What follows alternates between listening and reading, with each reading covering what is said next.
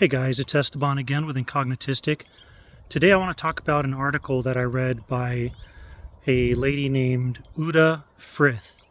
And apparently she is the person who came up with the term and philosophy behind autism spectrum.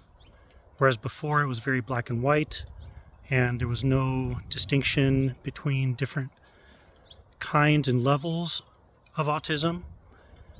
And I guess the article talks about how she no longer believes that it's a spectrum because of the inclusivity that the spectrum has adopted. She calls it that the spectrum has collapsed. And, I'm going to make a few videos on specific topics that she touched on in her interview. One of the things I want to say is that based on what I can tell, and I don't know much about her, but based on what I can tell, she most likely is on the spectrum.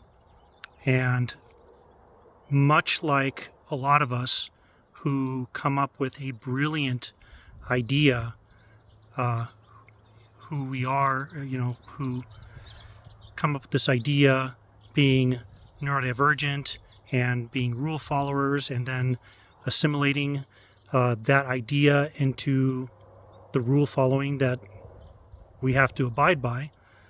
I can totally see how this woman who is most likely on the spectrum is frustrated that her brainchild has become evolved into a more inclusive sense to include all sorts of pieces of the neurodivergent community.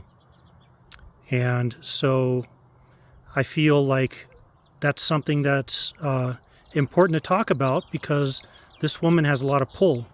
And if there's less inclusivity in diagnosis, then a lot of people like myself who can mask, who can interact socially and emotionally to an extent, mainly by masking scripts and flowcharts, will not be diagnosed and will not get the help necessary in some cases, or just the understanding of why they do the things they do and who they are.